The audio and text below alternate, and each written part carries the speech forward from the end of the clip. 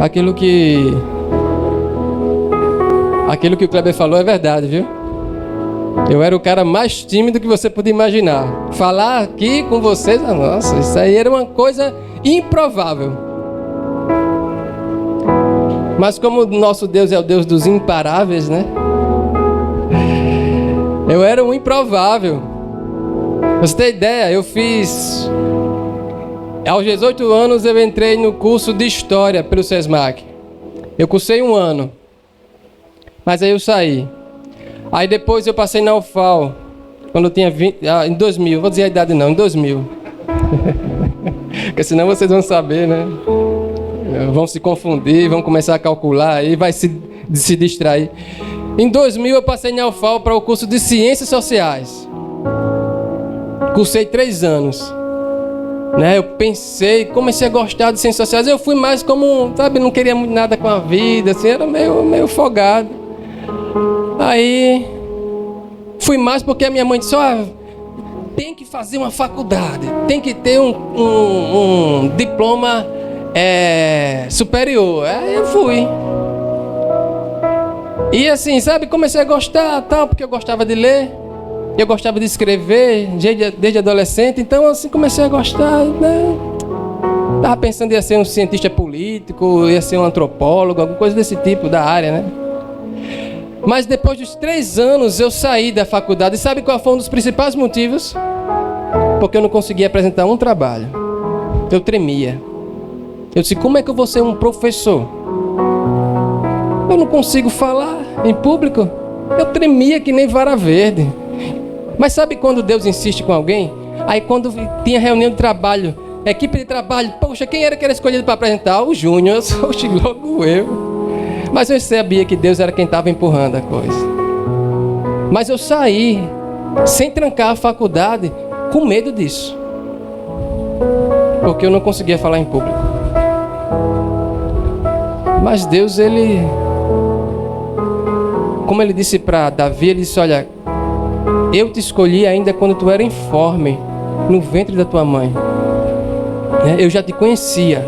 Esse te conhecer, não é conhecer assim, eu conheço o Miqueias, ele é da minha igreja, da minha comunidade. Não, era conhecer o teu propósito, Bruno. Quando você ainda era informe no ventre da sua mãe, o Senhor já conhecia quem você era nele. Porque você veio à vida, ele conhecia, como ele disse para Jeremias, eu te escolhi no ventre da tua mãe. Eu te consagrei profetas para as nações. Deus sabe de tudo. Estou eu aqui. E me arrependi porque saí da faculdade. Mas tudo bem. Deus é grande. Vamos lá em Lucas. Vou pedir para que você abra a sua Bíblia em Lucas, capítulo 23.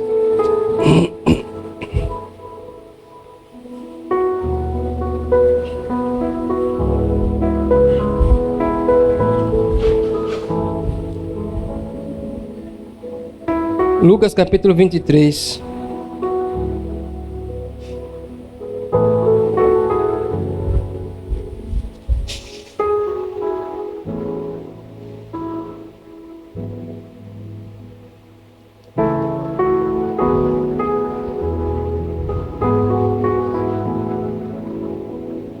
A gente vai ler a partir do versículo 33 de Lucas 23.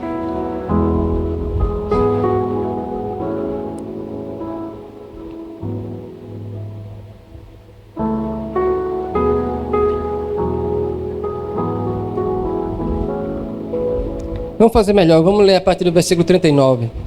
A gente vai ler uma passagem sobre a crucificação de Jesus, né? Bem oportuno, né? Nesse tempo de Semana Santa, né? Semana Santa. Mas não escolhi por causa disso não, quem escolheu foi ele, viu? Quem escolheu foi o papai falar sobre essa passagem. Vamos lá, Lucas 23, 39. Diz o seguinte, eu vou ler aqui na minha versão, né? Mas você acompanha na sua. E um dos malfeitores que estava pendurado blasfemava dele, dizendo, se tu és o Cristo, salva-te de ti mesmo e a nós. E respondendo, porém, o outro repreendia-o, dizendo: tu nem ainda temes a Deus, estando na mesma condenação? E nós, na verdade, com justiça, porque que recebemos o que os nossos feitos mereciam. Mas este nenhum mal fez. Disse o ladrão a Jesus: Senhor, lembra-te de mim quando entrares no teu reino. E disse-lhe Jesus: em verdade te digo, que hoje estará comigo no paraíso. Amém. Gente, quando a gente vê essa história, eu vou pedir um pouco de paciência a vocês, porque eu estou um pouco rouco. Vou falar um pouco baixo às vezes. O inimigo queria aprontar para não estar aqui. Né, Juliano? Mas ele sabe que um ambiente profético e espiritual, coisas grandes o Senhor quer fazer, quer operar. Mas, como as portas do inferno nunca vai prevalecer dentro da igreja, e a igreja é imparável, amém?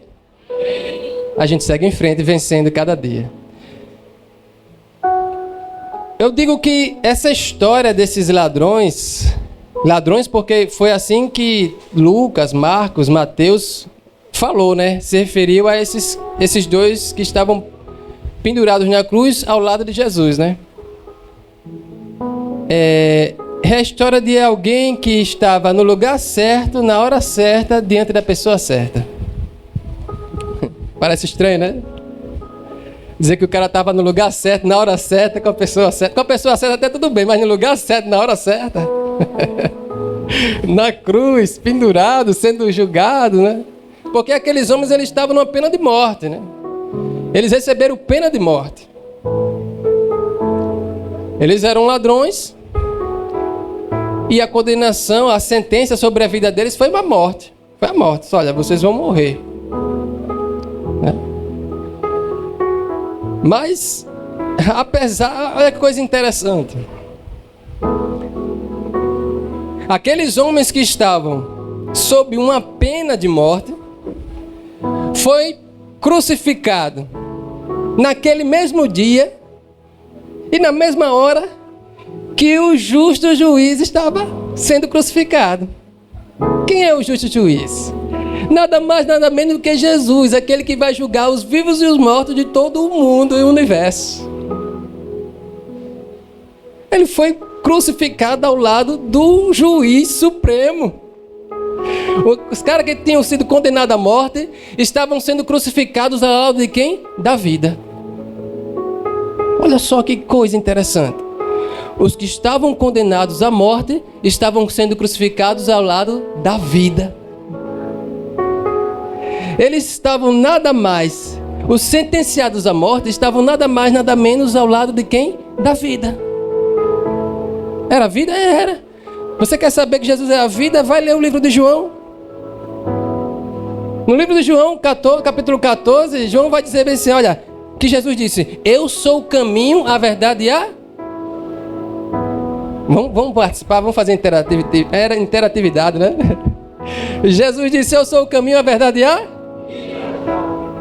A vida estava diante deles. O próprio João também disse que em um dado momento Jesus estava com Marta, estava diante de Marta, e a Marta, irmã de Lázaro, né? Lázaro estava doente, tinha morrido já, e disse: olha, se o Senhor estivesse aqui, meu irmão não tinha morrido. Aí Jesus disse para Marta: Marta, eu sou a ressurreição e a vida. Quem crê em mim, mesmo que esteja morto, viverá. Você vê constantemente Jesus. Em João, mais uma vez, o Senhor fala lá no capítulo 10, versículo 10, olha, o ladrão veio senão para roubar, matar e destruir, mas eu vim para dar vida e vida em abundância. O próprio João disse também que o Senhor disse: olha, eu tenho o poder de dar a minha vida e tomá-la de volta. Porque Ele é a própria vida. Vocês entendem porque eu disse que aqueles homens estavam no lugar certo, na hora certa, diante da pessoa certa? Porque aqueles que estavam sentenciados à morte estavam do lado de quem? Da vida. Daquele que tem o poder de dar a vida. Daquele que mesmo que esteja morto pode devolver a vida. Por isso que sou estranho. No lugar certo, na hora certa, não. É porque eles estavam diante da vida. Mas quando a gente vai ver a história daqueles dois, a gente observa que um escolheu a vida, mas o outro escolheu a morte.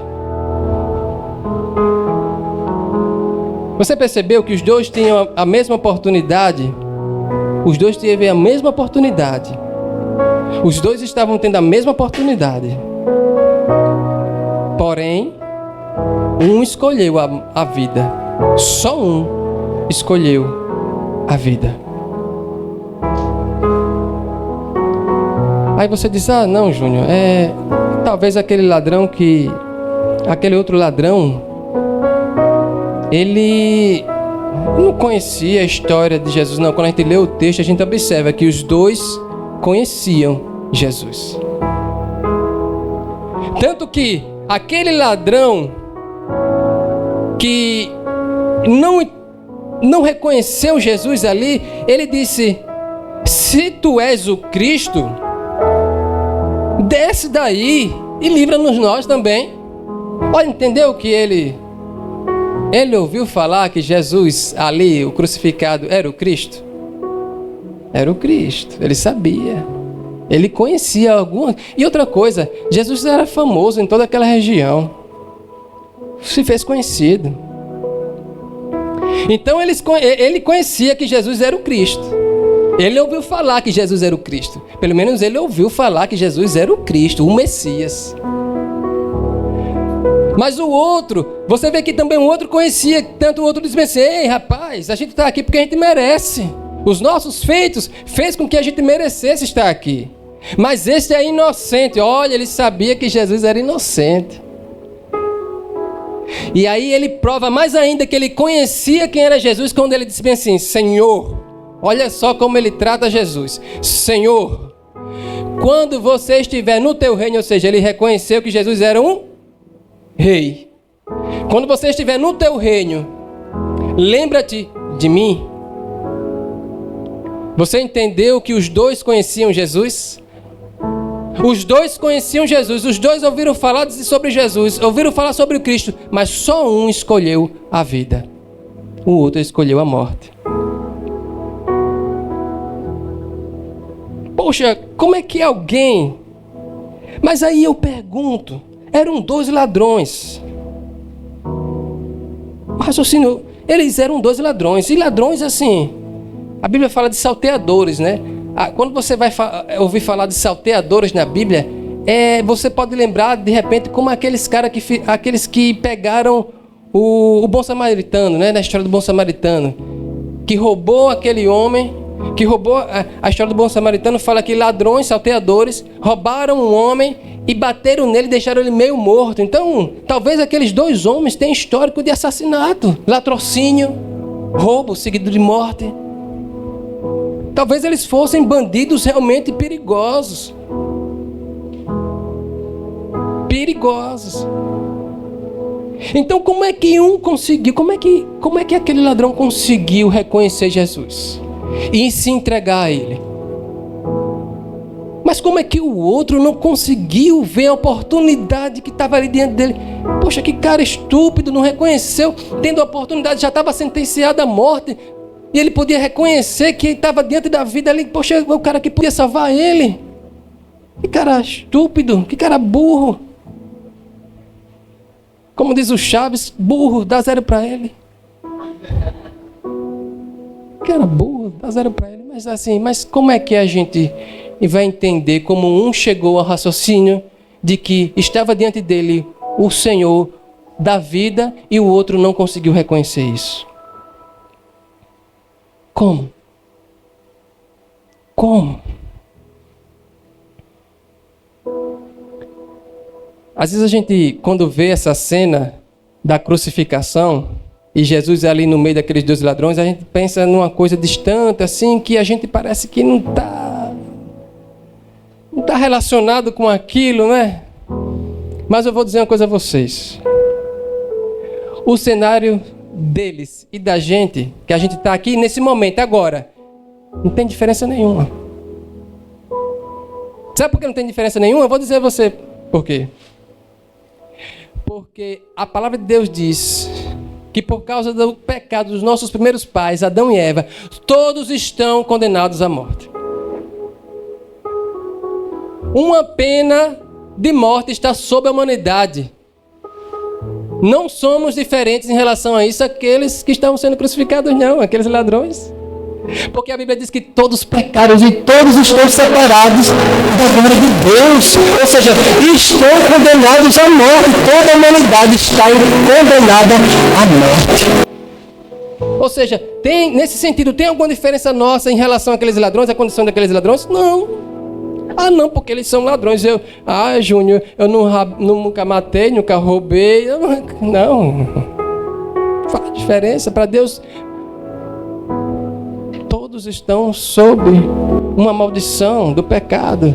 Porém, assim também como aqueles ladrões estavam diante da vida, todos os dias estamos diante da vida.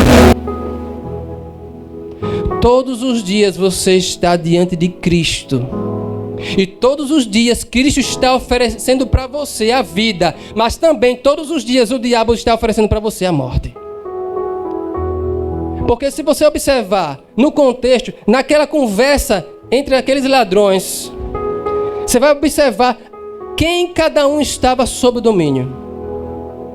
Você percebe que um ladrão que negou a Cristo naquele momento, ele disse: se tu és o Cristo, de quem é essa fala, se tu és? É do diabo. É o diabo que põe dúvida. Foi o que ele quis fazer com Jesus. No deserto ele disse: se tu és filho de Deus, lança-te daqui que ele vai enviar anjos para te pegar. Se tu és o filho de Deus, torna essas pedras em pães. Entendeu o que ele fica colocando em dúvida, querendo tentar derrubar? Se tu és... Aquele ladrão estava sob o domínio de Satanás. Aquela linguagem do diabo. Se tu és o Cristo... Mas a linguagem do outro era diferente. Era uma linguagem quebrantada. É quem está sob o domínio do Espírito Santo. Qual é a sua linguagem? É a linguagem de quem eu não mato, eu não roubo, eu não faço mal a ninguém? Ou é a linguagem de quem eu preciso de Deus? Eu reconheço que Ele é inocente, mas eu sou culpado, eu sou merecedor dessa morte. Mas, Senhor, quando tu estiver no teu reino, lembra-te de mim. A sua linguagem é altiva ou é quebrantada? A sua linguagem vai dizer quem está sob domínio da sua vida. Qual é o espírito que está dominando e regendo a sua vida?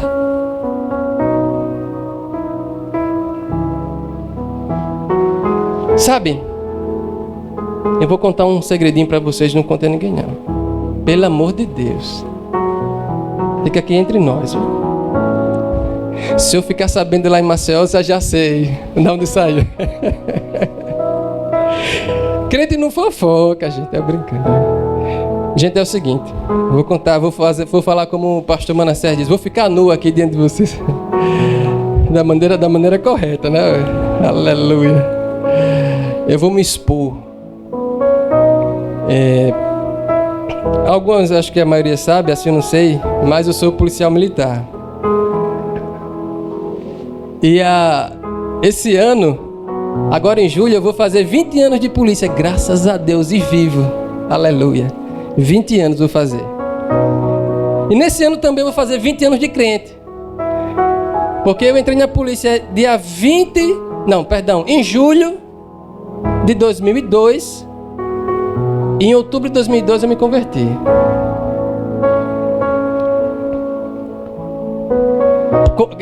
Contrariando aquilo que todos diziam: o Júnior vai ser um prostituto, porque na polícia é cheio de prostituta e cachaceiro, vai ser prostituta e cachaceiro.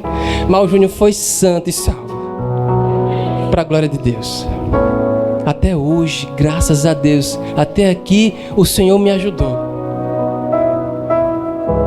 E quando a gente entra, a gente novinho, né? E aí a gente vai conhecendo os vícios, né? Como toda profissão tem, na polícia tem muito, alguns vícios. E um dos vícios que tem muito na polícia militar e tinha muito antigamente, ainda existe hoje, mas era muito forte no passado, é um que a gente chama de furar, é o furão, né? É o furão, policial furão, que é o quê? É aquele que usa o seu poder de autoridade para coagir as pessoas para receber alguma coisa. A gente via muito policial entrar num estabelecimento comercial e pedir arroz, feijão, macarrão, comida, bebida, cigarro, dinheiro. E o comerciante ele não dá não é porque ele tá, eu gosto da polícia militar, eu amo. Vem cá, polícia, me dá um abraço. É nada, velho. É com medo de qualquer retaliação, né? Porque o cara é polícia. O cara vai lá e dá. Mas dá com uma raiva. Eu acho que às vezes quando dava comida tinha cuspido antes. Só de raiva. Eu não duvido. Que os caras davam mais dado de raiva. Porque tá errado. Aí o que acontece? Quando eu vi aquilo, poxa, os caras, coisa feia, meu irmão. O cara parece um esmolé, o cara pedinte. Que coisa desmoralizante. Licença aqui, vou tomar um gole d'água que a garganta está pedindo.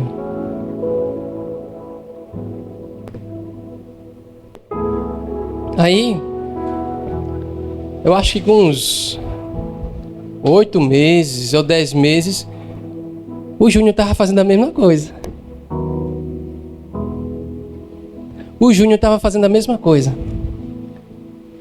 O Júnior tímido estava entrando com a maior cara de pau num restaurante, na churrascaria de Maceió, não vou dizer o nome, mas foram muitas. Chegava lá e disse, meu irmão, beleza? Meu irmão, desenrola aí 3 quentinhas aqui pra guarnição. A gente tá aqui, viu, na área, qualquer coisa, viu, precisou, a gente tá aqui, viu? Beleza, o cara, o garçom, beleza. Beleza. Doido pra dar uma tapa no polícia, mas não podia, né? Aí... E eu lá com a minha cara lisa, fardado, dentro do restaurante cheio, com as minhas 3 quentinhas, embora. Fiz muito isso. Fiz muito.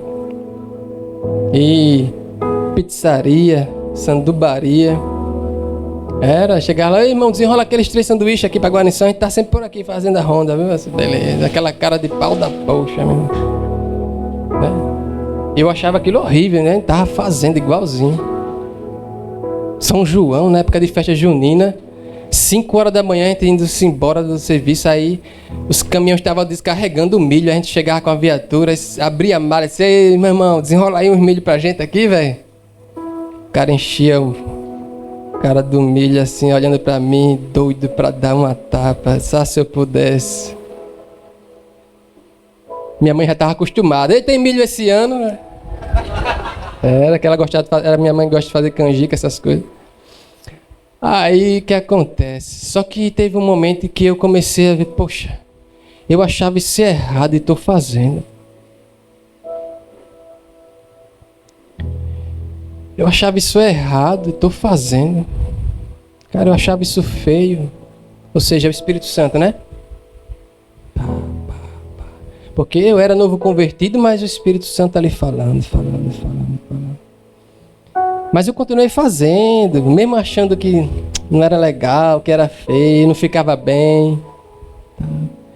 Até que um certo dia, um santo dia, aí vou lá numa das churrascarias ali na serraria e pego 3 quentinhas. Aí fui para um PM Box, vamos comer tal. Tinha outra guarnição assim. Junto, a gente foi comendo PM Box. Quando eu abri a minha quentinha, 2 pés de galinha. Aí o cara botou 2 pés de galinha pra tu comer, meu irmão. Aí o outro abriu um pescoço. E o do outro uma carcaça só. Poxa, juntando as 3 não dá uma carne. Aí os caras da alta guarnição começaram a tirar onda. Cara, vocês foram desmoralizados. Aí eu olhei assim, eu disse, realmente, eu recebi o que eu mereço. eu recebi o que eu mereço. Aí eu disse para o meu comandante: está vendo, cabo? Isso aqui é desmoralizante. Eu, policial militar. Mas foi a última vez que eu fiz. Foi a última vez que eu pedi alguma coisa para qualquer pessoa na rua. E a partir dali eu não pedi mais. Isso já tem 18 anos, 19 anos eu acho. 19 anos. E os meus companheiros da viatura, quando a gente ia trabalhar, dizia: vai lá, Júnior, pede lá. Não. Se vocês quiserem pedir, vocês podem pedir. Agora peçam para vocês, não peçam para mim. Por que eu contei para vocês essa história? Porque o Espírito Santo, ele sempre está falando com a gente. Naquele momento eu tive uma resposta. A minha linguagem foi se quebrantar e dizer: Senhor, realmente, eu estava errado. O Espírito Santo já estava falando comigo que eu estava errado. Mas eu estava continuando fazendo fazendo. E é por minha sorte, aquele pé de galinha fez com que eu tivesse a certeza absoluta que aquilo era errado e não era para eu fazer mais.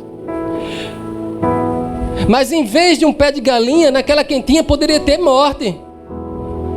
Se alguém com raiva colocasse veneno, não daria tempo de eu me arrepender. Mas ali foi uma oportunidade que o Espírito Santo me deu, que Deus me deu, de eu ter uma resposta quebrantada diante da vida pecaminosa que eu tinha. Então Deus está sempre esperando uma resposta sua. E a sua resposta é que vai dizer se você escolheu a vida ou a morte. A sua resposta diante daquilo que o Espírito Santo tem ministrado na sua vida todos os dias. Você está aqui não é em vão. É porque por muito tempo o Espírito Santo tem falado com você. Mas até quando ele vai falar com você? Até o ponto de você ficar como aquele ladrão que já não conseguia mais ouvir a voz do Espírito Santo e só conseguiu falar aquilo que o diabo estava soprando no ouvido dele? Porque vai chegar um momento que o Espírito Santo, você vai resistir tanto ao Espírito Santo, que o seu coração vai ficar como está escrito na Bíblia. Como o Senhor disse: olha, o coração do povo de Israel é como pedra, e eu estou escrevendo com ponteira de diamante. Diamante é um dos materiais, é o material, se eu não me engano, mais resistente que existe na Terra, não é isso? Cortante também. É um dos mais duros e resistentes, é o diamante. Para cortar um diamante tem que ser outro diamante. Então o coração de Israel estava tão duro que o Senhor disse que ia escrever com ponteira de diamante no coração dele, porque o coração estava muito duro. Você vai esperar, você vai resistir tanto o Espírito Santo ao ponto do seu coração endurecer que você não vai mais ouvir a voz dele, mas só a voz do diabo, que só leva você a escolher a morte. Se você quer ser alguém imparável, seja alguém quebrantado. Todos os dias o Senhor vai estar todos os dias, veja só, todos os dias diante de você vai estar a proposta de vida e de morte. Todos os dias, vida e morte, vida e morte. E você todo dia vai ter que escolher entre a vida e a morte. E sabe, escolher a vida é não escolher a vontade do diabo e nem a sua vontade, mas a vontade de Cristo. Amém? Vamos ficar de pé.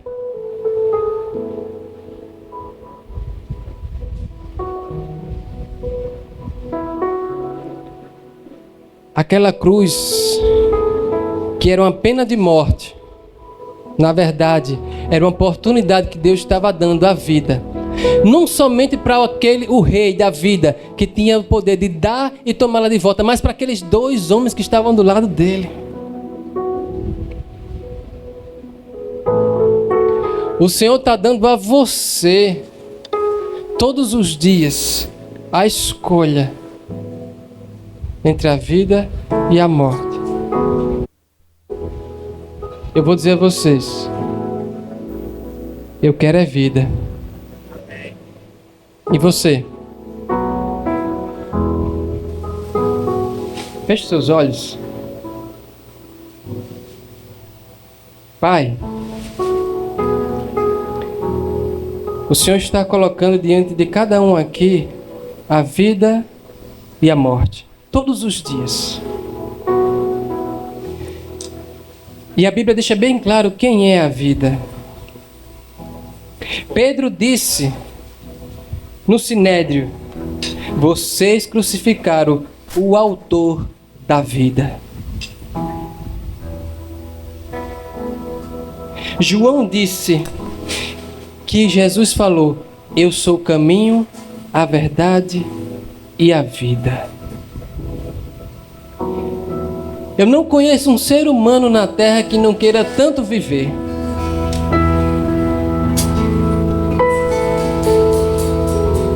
Todos nós queremos vida.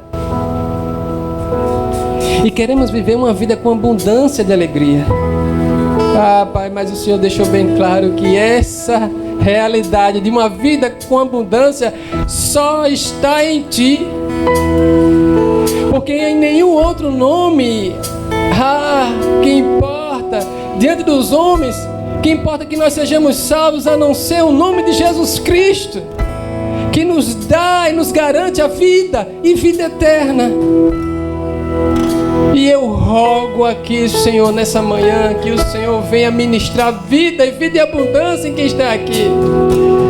Que aquilo que foi profetizado ou falado no passado, aquilo que na verdade foi amaldiçoado no passado, a vida que foi amaldiçoada, a vida que foi preparada para ser consagrada ao mal, nessa manhã seja consagrada ao bem e tenha vida e vida em abundância.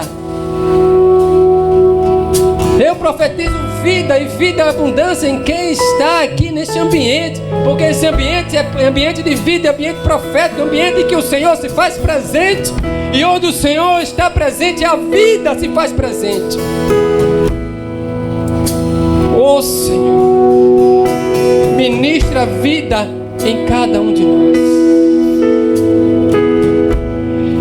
Eu não posso perder a oportunidade de perguntar se alguém que talvez ainda não tenha se decidido a entregar a Cristo, que é a vida, quer se entregar agora nesse momento à vida.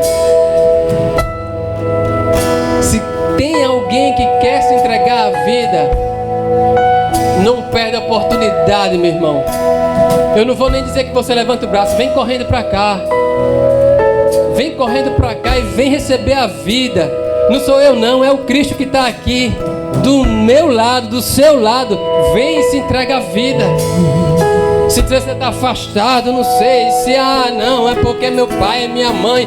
Para de ouvir o si do diabo, porque o diabo fica dizendo e se. Mas Deus diz assim: eu dou a vida e lhe garanto, você vai ter a vida eterna e ninguém vai atrapalhar de eu fazer aquilo que eu tenho para lhe dar. Deus quer dar vida e vida em abundância. Corre, meu irmão.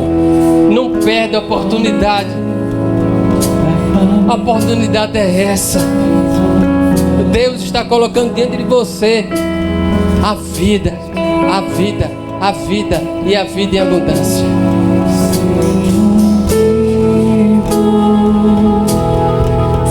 Deus está lhe proporcionando uma história de uma alegria imparável, que não vai ser a cruz, não vai ser as circunstâncias que vai dizer que você é feliz e tem a vida eterna.